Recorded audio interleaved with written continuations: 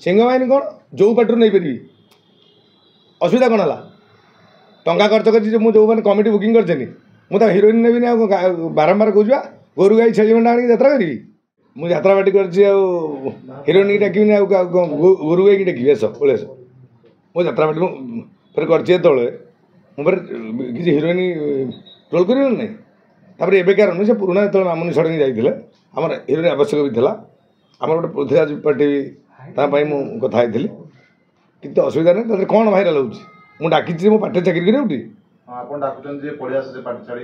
Heroine डाक न गोरु गाई डाक यात्रा कर मो पार्टी कर कि असुविधा नहीं प्रथम से भूल कर सिंह बाहिनी मालिक आपण मैंने देखु ये लोकटी ये जड़े कलाकार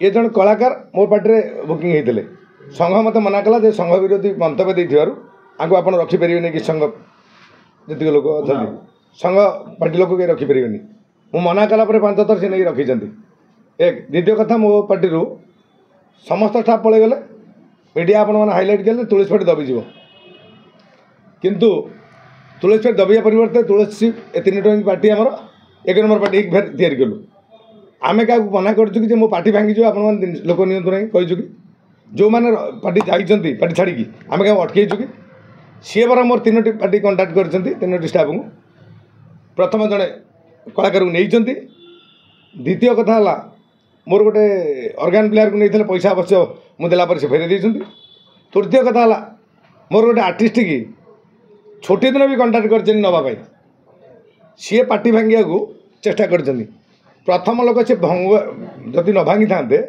शिवानी पार्टी जो समस्त स्टाफ को से नेले शिवानी पार्टी जो समस्त स्टाफ को नहीं गले सिंह बाहिनी शिवानी मालिक के कही मो पार्टी भांगीदेला बोली से शिवानी समस्त स्टाफ को नहीं यात्रा करती भांगीदेले कौन कलाकार आज रही आम रखिपारू ना कलाकार आम रही चाहिए आम रखिपारू आम कंटाक्ट करूँ कलाकार भी आमको कंटाक्ट करते आम बाबू आम रू कि आम जगह थे रखू जगह न रखू प्रथम मो कलाकार को नहीं मुझे देखली देखु ए कलाकार क्या पार्टी बर्तमान से अच्छी स्टारकास्ट बाहर था गो पार्टी भोला वाला चेहरा देखी ब्राह्मण कथा कहीकि जो अभिनय करवा आम से मुझे लोक नुह अभिनय करी पूरा अभिनय ब्राह्मण लोक सेंटिमेंट को नहीं कि किमिति अभिनय करके कब्जा से संभवपर नुह आम तो करूँ यात्रा पार्टी कौन हो पारे मु बदनाम हेबी मत मुझी बोली ठीक रे चर्चार अच्छी बोली आपण मैंने आज टीआरपी पाँच कि व्यूअर्स पाँच आपण मैंने भी हाइलाइट होते मत गोटे से लोकटा बोली कर ना नहीं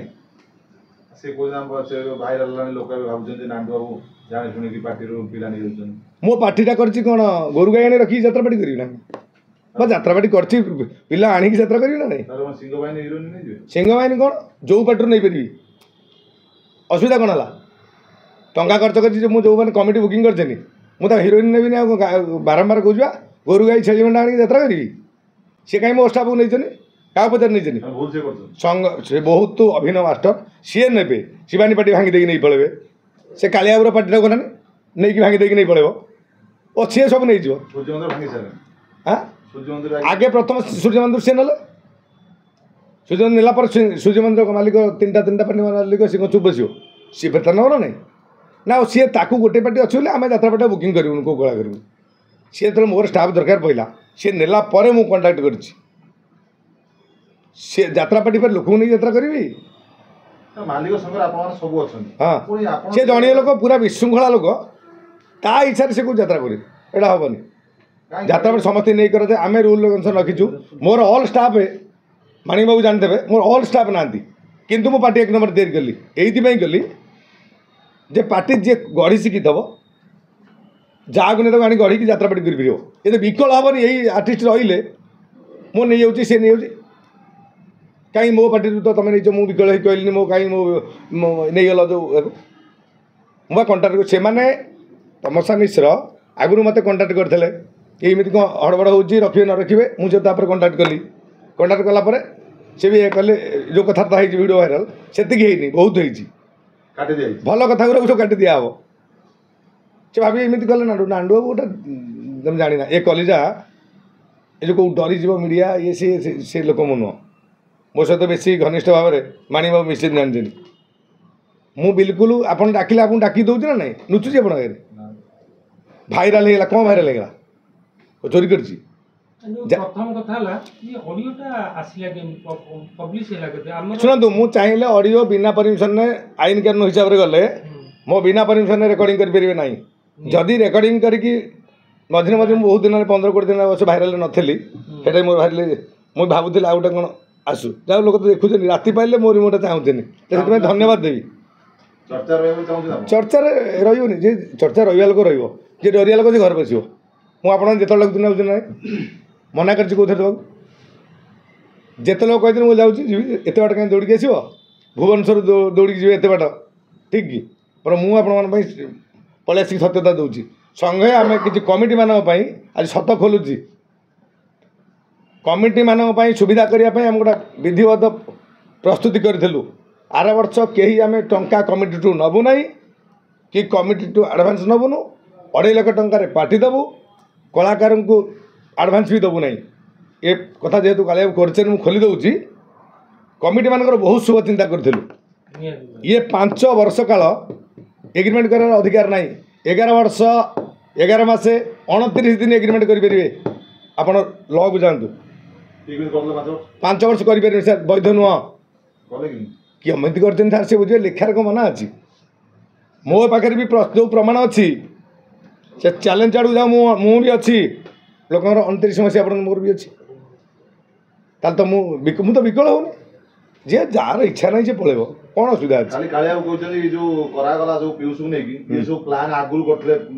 ଶୁଣନ୍ତୁ, ପାଢ଼ିଆବୁ ନ କରିଥିଲେ ଆମ ସଙ୍ଗରେ ସବୁ ଫାଇନାଲ୍ ହେଇଗଲା, କେହି ରହିବନି ସେ ବର୍ଷ। ସିଏ ବି ନିଜେ ତା ତରଫରୁ କହୁଛି ରହିବନି। ଇଏ ବାଡ଼ାପିଟା କାହିଁ ହେବାର କିଛି ଆବଶ୍ୟକତା ନାହିଁ। ଇଏ ପାଢ଼ିଆବୁ କାହିଁ ଏମିତି ଦେଉଛନ୍ତି? ଯେ ତାଙ୍କର ରଖିବାର ଅଛି। ସଙ୍ଗରେ ଯେତେବେଳେ ଫାଇନାଲ୍ ହେଲା ସେତେବେଳେ କ'ଣ କରିଥାନ୍ତେ? ଇଏ ଟଙ୍କା ଦେଲେ, ସେ ଟଙ୍କା ଦେଲେ, ଫେର୍ ଦିଆଦି ପଛରେ ଏତେ ବିକଳ କ'ଣ? ମୋ ଯାତ୍ରାପାଟିରେ କେହି ନାହାନ୍ତି। ମୁଁ ଯାତ୍ରାପାଟି ଫେରେ ଆଣିକି କଲି ନା 1 ନମ୍ବର ପାର୍ଟି। ଚାଲନ୍ତୁ ଦେଖିବ ମୋ ଷ୍ଟାଫଙ୍କୁ, କିଏ କହିଦେବ ନାଇଁ ପାର୍ଟି କମଜୋରିଆ ଅଛି। ଯେଉଁଦିନ ମୁଁ ଷ୍ଟାର କାଷ୍ଟ ଡିକ୍ଲେୟାର କଲି 21ଟା କମିଟି ବୁକିଂ ହେଲା।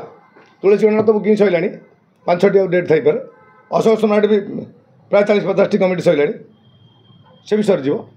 ଆମ ବୁକିଂ ହେଲାଣି। ଶୁଣନ୍ତୁ, ପାର୍ଟିରେ ଅତି ଆମେ ଯାହାକୁ ଛିଡ଼ା କରିବା ସେ କଳାକାର। ନାଟକ ଆମେ ଭଲ ଦେଖିବା ଦରକାର। ନାଟକ ନାହିଁ, ଆମେ ଆକୁ ତାକୁ ଗୁରୁତ୍ୱ ଦେଇକି ଆମ ଭିତରେ ମାଡ଼ଳ ହେବା। ସଂଘର ଆଗେ ପ୍ରଥମ ରୁଲ୍ ରେଗୁଲେସନ୍ ଭାଙ୍ଗିଛି କିଏ? ସିଏ ଭାଙ୍ଗିଛେନି। ଅଲ୍ ଷ୍ଟାଫ୍ ମାଲିକଙ୍କୁ ପଚାରନ୍ତୁ। ଏ ଯେଉଁ ଆର୍ଟିଷ୍ଟ ଜଣକୁ ଆମ ସଂଘ ମନା କଲା ଆପଣ ରଖିପାରିବେନି, ମୁଁ ସାଙ୍ଗେ ସାଙ୍ଗେ ତା ମାଗିଲି, ସେ ଭଦ୍ରଲୋକଟି, ସେ ଆମ ପଇସା ଫେରାଇ ଦେଇଛନ୍ତି। ଆମର କଥା ହେଲା ରହିବନି। ଇଏ କାହିଁ ରଖିଛେନି? ପ୍ରଥମ ଭୁଲ ସିଏ କରିଛନ୍ତି। ରଖିଦେଲେ ମୁଁ ରଖିଥାନ୍ତି, ଯଦି ରଖିବା ତ ଫାଇନାଲ୍ ହେଇଥାନ୍ତା, ମୁଁ ରଖିଥାନ୍ତି। ନା ମାନୁନାହାନ୍ତି। ସଂଘ ଏକଜୁଟ ଅଛି, ସିଏ ନାହାନ୍ତି। ସଂଘ ଆମେ ଏକ ଅଛୁ। ସମୟକ୍ରମେ ଇମର୍ଜେନ୍ସି ମିଟିଂ ଡକାଯିବ। ଗୋଟା 5 ଜଣ ମିଶିଲେ ଗୋଟେ ସଂଘ ହୁଏ। ଜଣେ ଆଉ ସଂଘ ଭିତରେ ଗୋଟେ ପାର୍ଥକ୍ୟ ଅଛି। ଆମେ ଦେଖିବାକୁ ପଡ଼ିବ ସେ କେତେ ଦୂର ଯାଉଛନ୍ତି। ସବୁର ବାଟ ଅଛି। ବର୍ତ୍ତମାନ ସୁଦ୍ଧା ସଂଘ ନିଷ୍ପତ୍ତି ନେଇନି, ସଂଘ କିନ୍ତୁ ଆଗକୁ ନିଷ୍ପତ୍ତି ନେବ।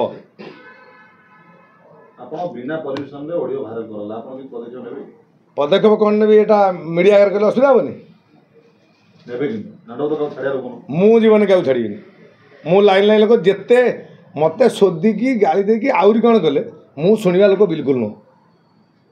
ମୁଁ ନୀତି ନିୟମରେ ଯିବି। ଯେତେ ଭାଇରାଲ ଏଇ ସବୁ ପ୍ରମାଣ ହେଇଛି ମିଛ ନା ନାହିଁ? ଗୋଟିଏ ସତ ହେଇଛି କି? ଡରିବାର କ'ଣ ଅଛି? ବାଇଟ୍ ଆମେ ଦେଉଛୁ, ଆପଣ ଆଗରେ କିଛି ନୁଚେଇକି ବାଇଟ୍ ଦେଉଛୁ, ସବୁ ପ୍ରମାଣ ସହିତ ଦେଉଛି। ଡକୁମେଣ୍ଟ ଅଛି, ଲୋକ କହୁଛନ୍ତି ଡକୁମେଣ୍ଟ ନାହିଁ। କେଉଁଥିରେ ଆମେ ପଛଘୁଞ୍ଚା ଦେବାର ନାହିଁ। ନୀତି ନିୟମରେ ଚାଲୁଛୁ। ଝିଅଟି କ'ଣ କହୁଛି, କ'ଣ ତା ଦେହରେ କହୁଛି? ହଁ, ପୁରୁଣା ଅଡ଼ିଓ। ଏଇଟା ପୁରୁଣା ଅଡ଼ିଓ, ଯଦି ସେତେବେଳେ ମାନେ ତାଙ୍କ ଆଖଡ଼ାରୁ ଯାଇନଥିଲେ ତା ପୂର୍ବର। କେତେ ବର୍ଷ ନୁହଁ, ଏ 15-20 ଦିନ ହେବ। ସେଇଟା କିଛି ଅସୁବିଧା ନାହିଁ। ମୁଁ କଥା ହେଲି, କ'ଣ କଥା ହେଲି? ମୋ ଜବତ ହିନେଲି କି କଥା ହେଲି ରଖିବା ପାଇଁ। ମୋର ଯେତେବେଳେ ହିରୋଇନ୍ ଦରକାର ଅଛି, ମୁଁ ଫେରେ ଯାତ୍ରାପାଟି କରିବି ନାହିଁ ନା? ସିଏ ଯାତ୍ରାପାଟି କରିଛି ବୋଲି ମୁଁ ଆଉ କରିବିନି? ସମସ୍ତଙ୍କ ବ୍ୟବସାୟ ସମସ୍ତଙ୍କୁ ସମାନ। ଆଉ ନିଜ ନିଜ ବ୍ୟବସାୟ କରିବୁ ନା ନାହିଁ? ନା ତାଙ୍କୁ ରଖି ଯାତ୍ରାପାଟି ଗୁରା ଖୁଣ୍ଟ ଛିଡ଼ା କରି ଯାତ୍ରା କରିବି? ସେ ନୂଆ ସେ ତ ମନା କରିଦେଇଥାନ୍ତେ ସେ କହିଲେ ହଁ ମୁଁ ଦେଖୁଛି ସେ ବି ଆପଣଙ୍କ କଥା ରାଜି ସେ ଆଗରୁ କଣ୍ଟାକ୍ଟ ସେଟା କ'ଣ ଅଛି ସେଗୁଡ଼ା ସବୁ କଟା ହେଇଯାଇଛି।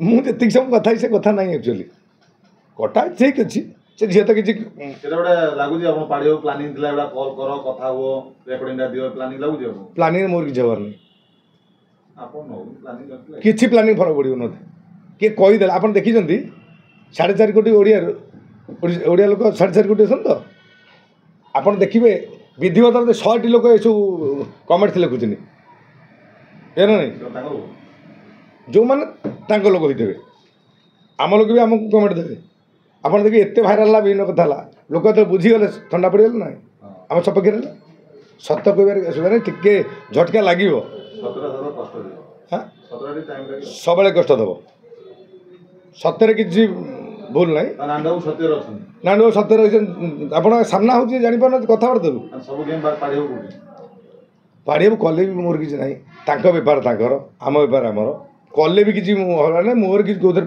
ଇଏ ହେବାର ନାହିଁ ମୁଁ 3 ଦିନଟା ପାର୍ଟି କରିଛି ମୁଁ ଘରେ ଆର୍ଟିଷ୍ଟ ଯୋଗାଡ଼ କରି ଯାତ୍ରା କରିବି ନା ମୋର ଯେତେବେଳେ ସବୁ ନେଇଗଲେ ଶୁଣନ୍ତୁ ଆମ ମାଲିକ ଭାଇମାନେ ଯେଉଁମାନେ